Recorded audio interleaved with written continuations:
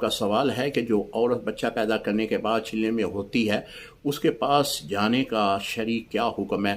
دیکھیں، اسے نفاس کہتے ہیں، اور نفاس کی جو مدت ہماری شریعت میں ہے وہ 40 دن ہے۔ اگر 40 دن تک اس کا بلیڈنگ، اس کی خون جو ہے وہ نفاس کا خون آ رہا ہے، تو پھر تو اس کے اوپر نماز، روزہ اور اسی طرح خاوند کا جانا، یہ سب احکامات جو ہیں وہ اس کی ممانعت ہے، یعنی خاوند بھی اس کے قریب نہیں جا سکتا۔ لیکن کچھ عورتیں ہیں کہ جو روٹین سے ہٹ کے ہیں، یعنی بچہ پیدا کرنے کے بعد، پیدائش کے بعد خون جو ہے وہ 10 دن آیا یا